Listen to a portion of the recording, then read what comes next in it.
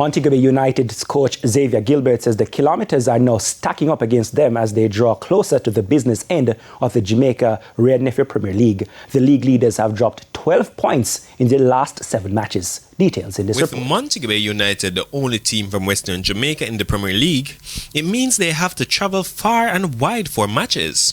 6 of their 13 opponents are based in Kingston and St. Andrew, while another 4 are in St. Catherine. 1 is in St. Elizabeth and 1 in Clarendon.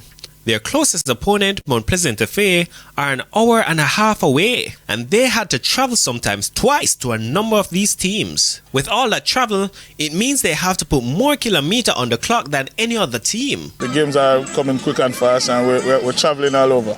So we know how tough it is, and that is why it's important that we have to be smart in terms of what we do and how we do. I mean, you know, when you look at the kilometers that we have to travel back and forth, it's not easy. It will take a toll, and if you're playing Sunday and Wednesday and Sunday and Wednesday and Sunday again, and it's like this until April the 29th. Montego United will be at home as they host title holders Cavalier at Jarrett Park in a 3:30 p.m. encounter. After riding above the relegation zone for weeks, Montego United have found themselves below the red line.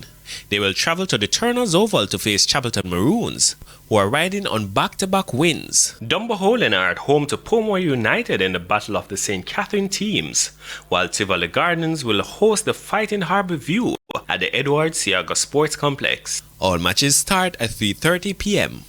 Daniel McLeod reporting for TVJ Sports.